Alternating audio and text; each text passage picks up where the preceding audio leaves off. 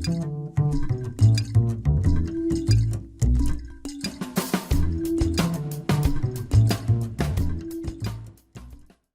pessoal, meu nome é César Teixeira, sou arquiteto de software da Blue Eye Systems e estamos mais uma vez aqui no nosso quadro Falando de, hoje para conversar com o Plínio, bater um papo sobre visão de máquina. O Plínio vai falar um pouquinho do trabalho dele e aí entramos direto ao assunto. Opa, tudo bem, pessoal? Então, como o César disse, meu nome é Plínio Costa, eu trabalho há mais ou menos 8 anos na ENAI, agora não mais National Instruments, ENAI. Sou engenheiro sênior de suporte técnico e nos últimos anos tenho trabalhado bastante especificamente com a parte de visão de máquina, né? E sistemas embarcados em geral. Então, tenho uma vivência grande aí nessa área e ajudo bastante não só aqui no Brasil, dentro da ENAI, mas também em algumas coisas de fora, na parte de visão computacional. Sou formado em automação e controle pela Federal do ABC e atualmente estou fazendo mestrado na USP na parte de engenharia de sistemas. Basicamente, isso é um pouquinho do meu background aí. Beleza, Plínio, muito obrigado. Bom, vamos lá, vamos contextualizar um pouquinho o nosso papo aqui. E, primeiramente, qual que é a definição formal para você de visão de máquina? Como que você definiria formalmente visão de máquina? Tá. Basicamente, eu penso em visão de máquina como aplicações industriais ou não industriais, nas quais você vai ter uma combinação de hardware e software para fornecer alguma orientação operacional, alguma tomada de decisão na execução de alguma tarefa ou na informação de tomada de decisão para algum outro dispositivo externo, isso tudo guiado por captura de imagem e processamento dessa imagem. Basicamente, então, não depende, na minha visão, como industrial ou não industrial, é você ter uma tomada de decisão, uma orientação, alguma automação baseado em captura de imagem e processamento dessas imagens. Bacana. Quais os principais desafios hoje que a visão de máquina endereça na engenharia? Certo.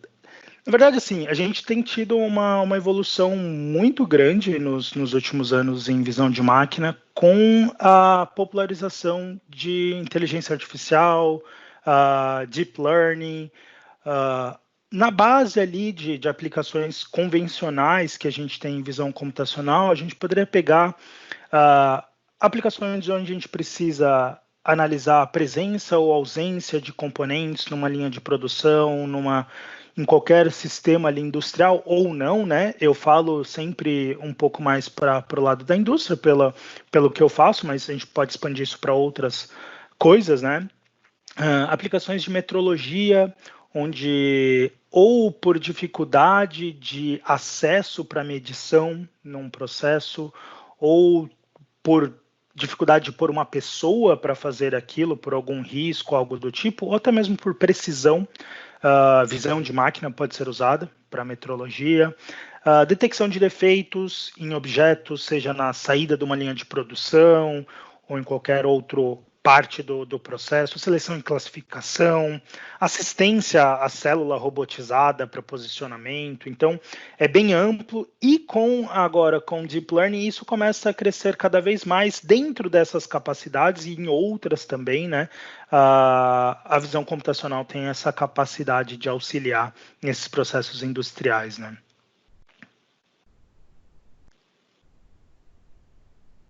Bacana.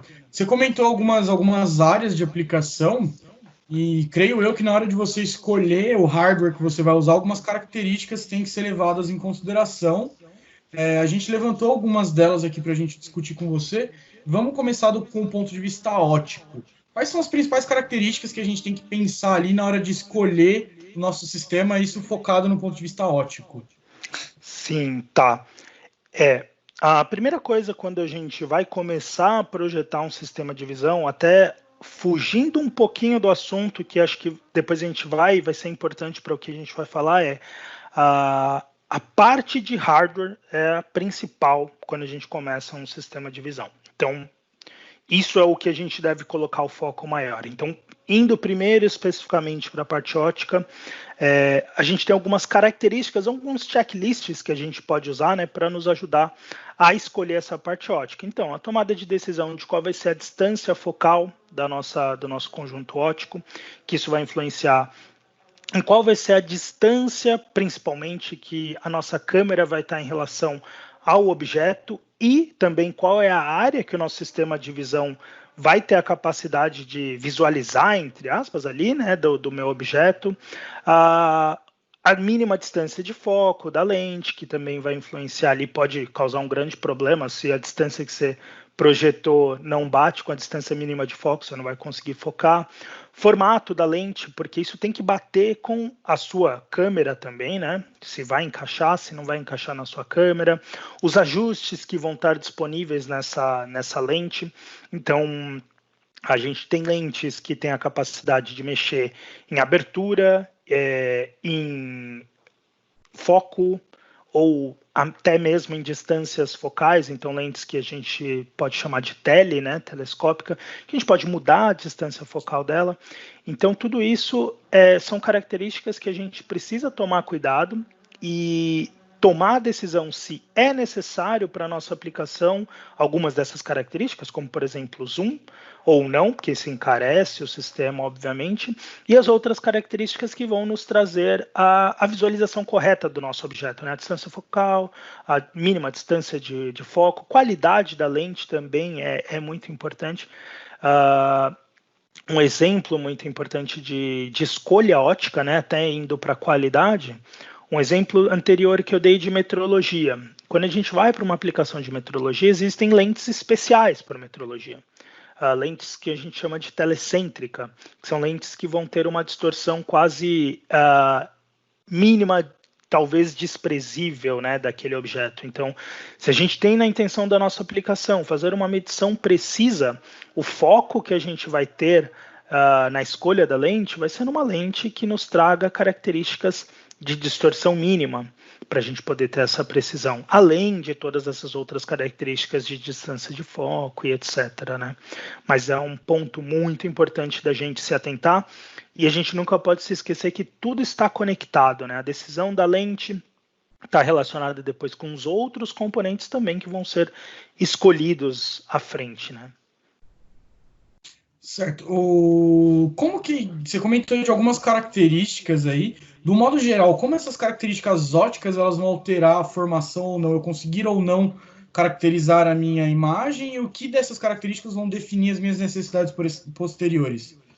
Sim, na verdade são muitas variáveis, né? Podem ter muitas variáveis de acordo com a sua aplicação, mas assim as mais simples que podem ter um impacto que até inviabilize a sua aplicação como eu comentei, distância focal. Se eu tenho lá na minha máquina um espaço máximo onde eu posso posicionar minha câmera, se uma distância, né, do meu objeto de interesse, se eu não escolher a minha lente com a distância focal correta, baseada nessa distância, eu vou, na verdade, posicionar ele na minha máquina e meu sistema de visão vai pegar só uma parte do meu objeto. Ou mesmo mínima distância de foco, eu não vou conseguir focar naquele meu objeto e aí eu não consigo processar nada.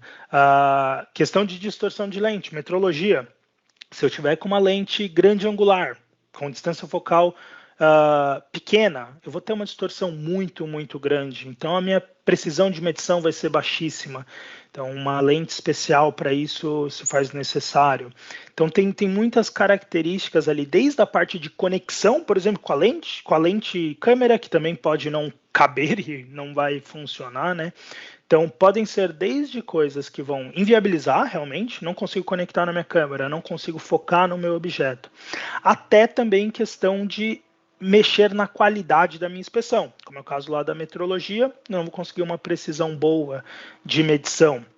Isso pode se expandir para outros tipos de lente, até quando você vai para lentes que são para espectro fora do visível, que são melhores, têm qualidades melhores em outro espectro, ou coisas do tipo. Então, tudo depende, ele vai ser algo em conjunto, né, a tomada de decisão, mas a gente sempre tem que se atentar a esses detalhes, porque alguns podem realmente fazer com que não saia nada, né, não tenha como fazer o sistema realmente. Entendi. Uma coisa importante dentro da questão da visão é a iluminação, depois da lente. Qual é a influência da iluminação? Quais os tipos diferentes de iluminação que a gente tem no mercado para trabalhar hoje? Sim, a iluminação é de suma importância num sistema de visão. E a ideia de um sistema de visão é que a gente escolha a nossa iluminação de forma a gente ressaltar as características dos nossos objetos. E para isso a gente tem diferentes tipos, né? Então, dentro de iluminação, a gente vai ter iluminações de cores diferentes, então em espectros diferentes, com geometrias diferentes. Quando a gente fala geometrias diferentes, está muito relacionado a como aquela iluminação fica posicionada em relação ao nosso objeto. Então, quando a gente fala de geometria, tem spots, iluminações diretas, iluminação de baixo ângulo, que a gente chama de dark field, iluminação difusa, que são iluminações que vão ter a incidência no nosso objeto em todas as direções praticamente. Isso tudo nos ajuda, no caso principalmente da geometria, a conseguir ressaltar o que a gente quer pegar na imagem. Então, a primeira coisa de tudo no sistema de visão é a gente definir muito bem o que a gente quer identificar naquela imagem. E a partir daí a gente vai começar a definir iluminação, lente, câmera e etc. Então, especificamente na parte de iluminação, eu colocaria como as principais características cor, área, porque também influencia o tamanho do nosso objeto que a gente está querendo analisar, então a área da iluminação é importantíssimo, né? Para a gente não ter só o meio do nosso objeto claro e o restante escuro.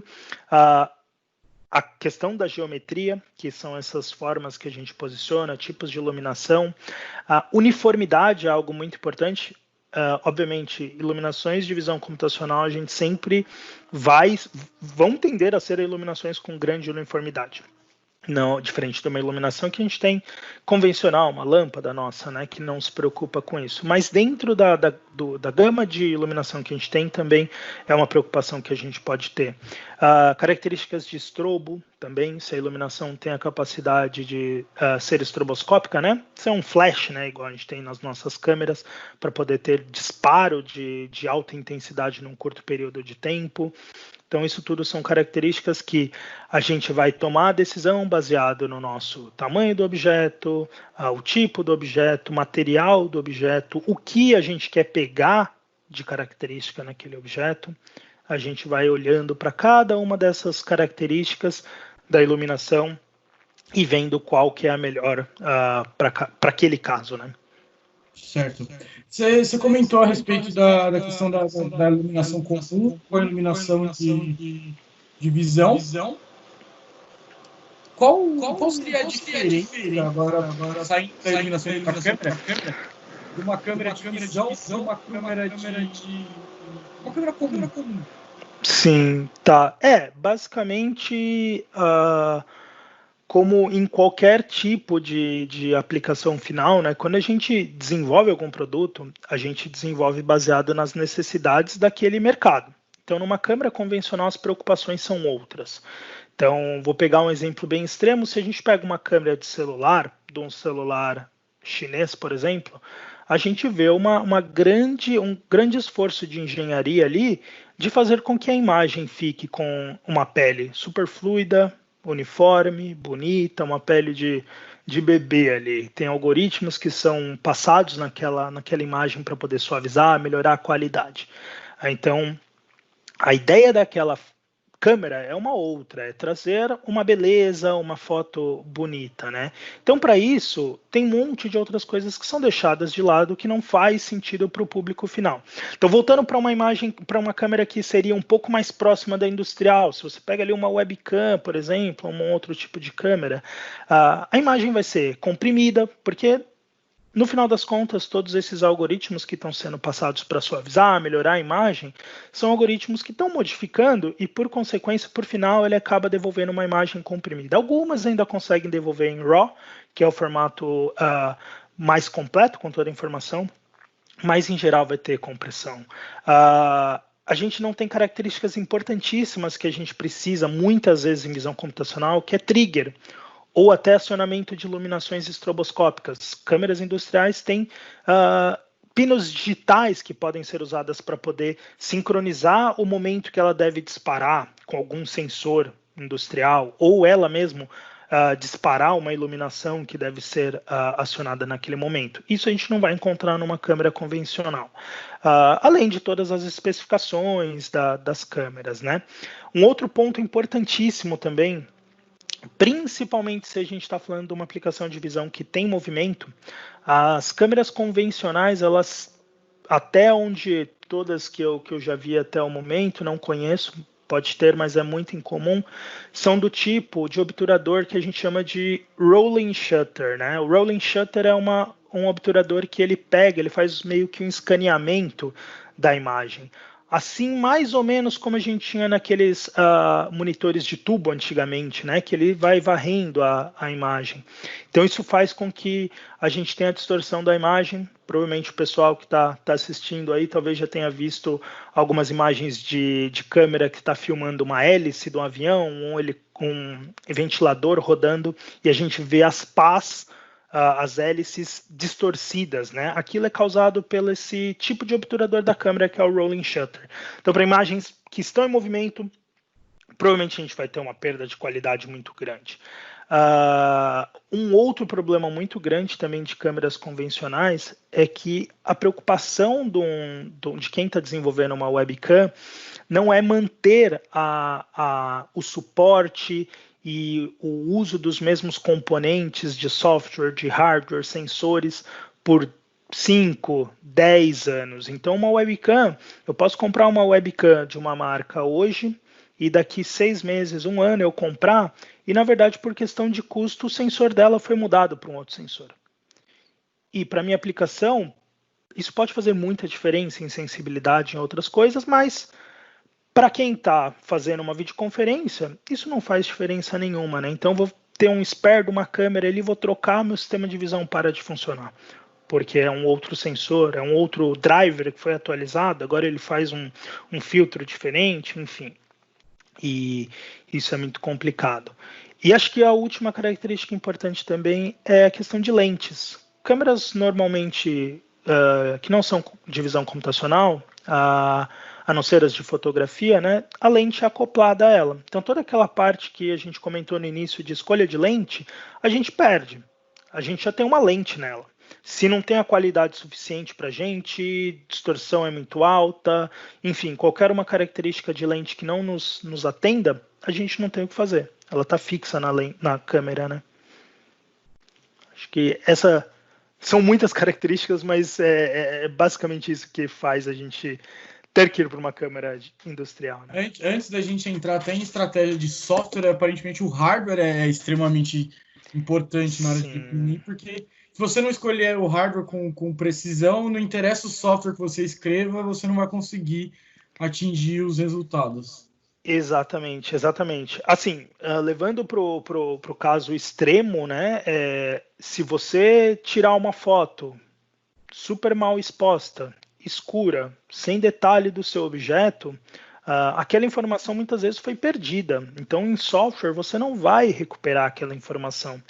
Então, é muito importante que a gente se preocupe muito primeiro com o hardware que a gente está escolhendo. Com a iluminação, com a lente, com a câmera, com o conjunto, e até mais do que isso, porque muitas vezes a gente está querendo fazer múltiplas inspeções num objeto. E às vezes cada uma dessas inspeções pediriam um conjunto lente, iluminação e câmera, que seriam o ótimo para aquela aplicação, diferente. Então, obviamente, somos engenheiros, a gente também trabalha com minimização de custo. Então, muitas vezes a gente vai ter que estudar também qual vai ser a solução intermediária ali que vai conseguir dar o melhor resultado para todas as inspeções. Então, todo esse trabalho com hardware é muito importante antes da gente fazer nosso primeiro algoritmo de processamento ali. A gente tem que garantir que a gente está pegando e aumentando ali a característica que nos interessa seja com uma iluminação específica, seja com uma câmera específica ou com uma lente específica, para que depois a parte de software seja fácil. Bacana. Plínio, você está na Enai há praticamente 8 anos já, né? Como a Enai tem endereçado esses desafios relacionados à visão? Sim, a Enai ela fornece a parte de câmeras, né, para os nossos clientes, as ferramentas de desenvolvimento também, não só de programação, mas também de configuração, dependendo do tipo de inspeção que você precisa fazer, né? E uma coisa legal que eu considero uma grande vantagem quando se fala de visão em National Instruments é que muitas vezes um sistema de visão, quando a gente pensa num todo e onde ele está sendo colocado, ele não envolve só visão. Normalmente o sistema de visão, na verdade, ele é parte de um todo, né? Ele é parte de um sistema de automação quando a gente fala em indústria, né? E eu acho que isso é muito legal, que a solução da Enai de visão computacional é uma solução muito integrada com qualquer outra solução de engenharia industrial. Então, a gente tem controladores embarcados com cartões de aquisição de dados de todos os tipos, analógico, digital, protocolo de comunicação, que podem ser integrados ali naquele mesmo controlador, o processamento de imagem com as nossas ferramentas. Então, isso traz ali, a Enai entrega uma forma mais fluida e mais integrada, né, de criar não só o sistema de visão, mas também todo o entorno necessário para fazer com que o sistema de visão funcione, né, com ferramentas que são as top de mercado, aí que a gente diria, de todos os tipos para visão computacional, desde as tradicionais até de deep learning, por exemplo, né? Então, essa é a estratégia da Enai, a intenção da Enai é fornecer esse sistema completo e também depois, obviamente, um suporte técnico muito eficiente para que o nosso cliente, seja o cliente final ou os nossos parceiros como vocês, né, César, consiga desenvolver e ter sucesso na aplicação. Então, acho que de uma forma resumida, essa integração, fornecer hardwares necessários, câmeras, software e todo o entorno ali necessário para o sistema, também completo de automação, e depois esse auxílio também técnico no desenvolvimento disso, o suporte, né? Bacana. Durante esses 8 anos aí, quais foram os principais desafios que você enfrentou do ponto de vista de suporte ali? Ou qual foi o projeto mais desafiador que você auxiliou no trabalho? Conta um pouquinho da sua experiência pessoal com visão. Sim. Esse é um ponto bem legal de tocar, porque existem, sim, eu já passei já por alguns desafios técnicos de questão de solução para visão computacional, que são soluções difíceis de conseguir resolver, porque eu pelo menos separo visão computacional em aplicações que são aplicações já bem dominadas. Então, tem aplicações que são simples até de resolver com visão computacional, porque aquilo já foi muito estressado ao longo do tempo. Então, você fazer um sistema de visão que vai pegar um QR Code, um código de barra, vai detectar se existe um objeto naquele lugar ou não, é algo muito já estressado ao longo do desenvolvimento da engenharia. E existem uns que são mais desafiadores, pegar alguns defeitos que são difíceis até para pessoas, para operadores conseguir pegar, né? Mas eu acho que para usar esse tempo, o mais importante de tudo, para acho que o pessoal também entender o que acaba sendo, em geral, o maior desafio é que, em geral, no suporte técnico, em projetos que eu participei, os principais desafios eram desafios, em geral, que o cliente, que o desenvolvedor não precisaria ter, que eram desafios, na verdade, de pular aquelas etapas que a gente comentou, de não planejar bem qual vai ser a iluminação, não planejar bem qual vai ser a câmera, não pensar bem em qual vai ser o defeito, a característica, o que eu quero pegar naquela imagem e seguir todo aquele procedimento. Por quê? Porque aí quando a gente chega na parte de algoritmo, com todo esse escopo inicial não muito bem definido, as coisas ficam muito mais difíceis. E isso pode gerar aquela velha... Você vai encontrar, você como parceiro, você vai encontrar muitas empresas ou departamentos de empresas onde, se você oferecer uma solução de visão, as pessoas vão estar traumatizadas. As pessoas vão falar, não, isso não funciona. Eu já tentei e não funciona. Por quê? Porque as pessoas acabam não dando muita importância para essa primeira etapa, e depois no software fica muito difícil de resolver e às vezes até impossível de resolver. E aí se torna um sistema que ou não funciona ou é super ineficiente, que erra muito com relação ao que ele deveria analisar. Então, eu acho que a parte principal mesmo de desafios que eu tenho no suporte técnico eu não diria nem a parte de seleção de hardware, porque isso depois é uma parte que a gente, Enai, vocês parceiros conseguem auxiliar bastante, mas uma dificuldade muito grande é na definição de escopo do que vai ser analisado. Então, nesse objeto que eu vou analisar, qual é o tipo de defeito? Vamos lá, vamos pegar todos os tipos de variações de defeitos que esse objeto pode ter. Como que é o objeto sem defeito? Analisa isso agora, vamos começar, depois que a gente fechou muito bem o escopo, o que a gente quer pegar aqui? Aí a gente começa a analisar qual vai ser a iluminação, qual vai ser a câmera, a ótica que vai ser utilizada. Quando isso tudo é seguido muito bem, ou por pessoas que já têm uma experiência muito grande nisso, ou por pessoas que seguiram o processo corretamente e pediram ajuda, suporte na hora correta também para poder ser guiado, em geral o final é mais fácil. Em geral a gente não tem tanto desafio no final.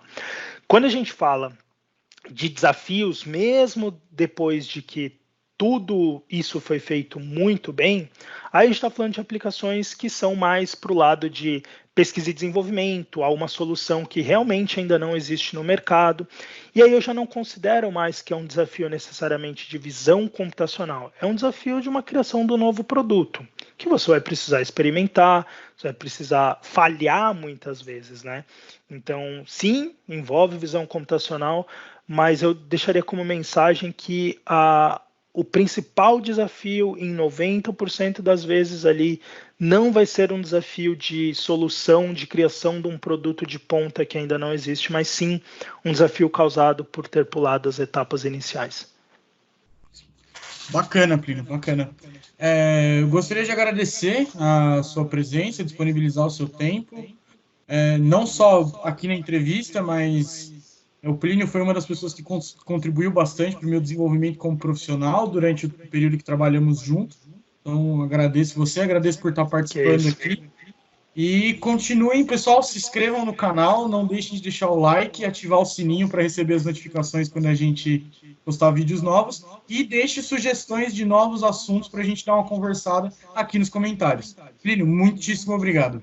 Que isso, de nada, pessoal. Valeu.